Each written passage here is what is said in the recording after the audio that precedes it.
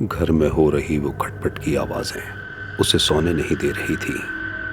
नीरज कुर्सी पर खामोश बैठा बाहर हो रही उस बारिश को देख रहा था। खराब मौसम की वजह से बिजली गुल थी, चारों तरफ गहरा अंधेरा था।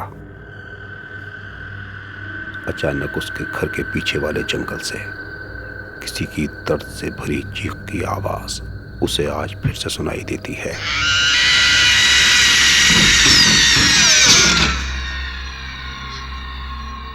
नीरज एक पल के लिए घबरा जाता है। इन दर्द भरी चीखों की वजह से वो पिछली 3 रातों से सो नहीं पा रहा था। जब से उसने ये घर लिया था तब से बार बार उसके साथ असाधारण घटनाएं घट रही थीं। दिन में खूबसूरत दिखने वाला वो जंगल रात होते ही किसी खौफनाक किस्से की तरह लगता था जो अपने अंदर कोई गहरा राज समेटे है। नीरज उस राज को जानना चाहता था। उसे लगता था कि कोई है जो उसे अपनी तरफ खींच रहा है, कोई उसे कुछ बताना चाहता है। नीरज वहां जाना चाहता था, मगर उस सुनसान जंगल को देखकर वो अपने कदम पीछे कर लेता था। उसने सुना था कि इस जंगल में कई लोग पेड़ से लटक कर आत्महत्या कर चुके हैं।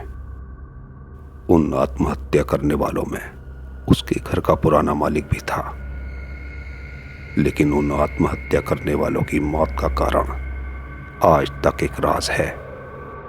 एक राज जो आज तक कोई नहीं जान पाया। नीरज उसी राज को जानना चाहता था। उस रात भी वो तेज बहती हवा, वो बारिश की बूंदों की आवाज उससे कुछ कहना चाह रही थी। घर में बार बार हो रही खटपट नीरज को वहां किसी और के होने का भी एहसास करा रही थी। खिड़की पर खड़ा नीरज उस जंगल को देख रहा था। उस वक्त रात का 1 बज रहा था। उसने अपनी धड़कनें थामी और ऊपर वाले का नाम लेकर वो अपने घर से बाहर आ गया। नीरज रेनकोट पहने बारिश में खड़ा उस जंगल के अंदर जाने वाले रास्ते को देख रहा था। वो दर्द भरी खौफनाक चीखों की आवाज उसके कानों में गूंज रही थी। नीरज धीरे धीरे कदमों से उस जंगल में अंदर जाने लगा। उसका दिल तो वहां जाने से उसे मना कर रहा था, मगर उसका दिमाग कह रहा था कि शायद वहां कोई है जिसे उसकी मदद की जरूरत है।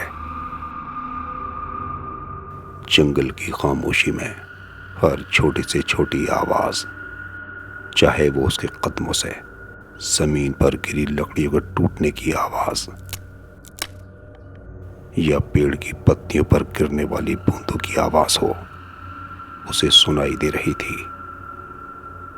धीरे धीरे बहने वाली वो हवा नीरज से मानो कुछ कहना चाह रही थी। नीरज चलते चलते अब जंगल के काफी अंदर आ पहुंचा था।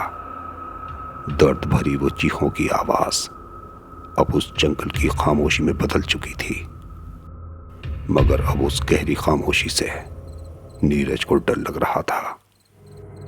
थोड़ी देर से ही सही, मगर अब उसे यह एहसास होने लगा कि यहां कोई दर्द में नहीं था, बल्कि ये किसी की चाल थी उसे यहां बुलाने की। नीरज भूत प्रेतों में विश्वास करता था। आत्माएं अच्छी बुरी, बुरा चाहने वाली, भला चाहने वाली, बदला लेने वाली। नीरज को अब सब समझ आ गया था।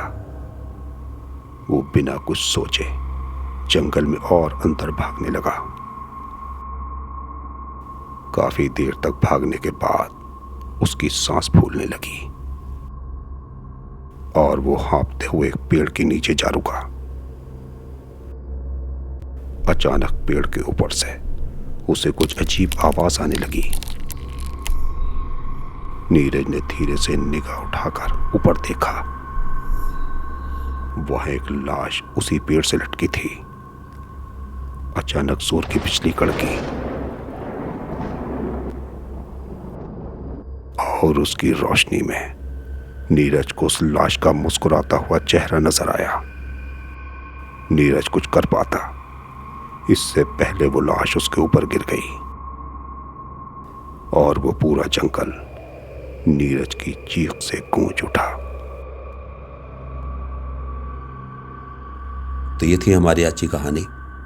अपने कीमती वक्त हमें देने के लिए धन्यवाद। कहानी पसंद आई हो तो वीडियो को लाइक करें, शेयर करें। ऐसी ही सच्ची डरावनी कहानियाँ सुनने के लिए हमारे चैनल को सब्सक्राइब करें।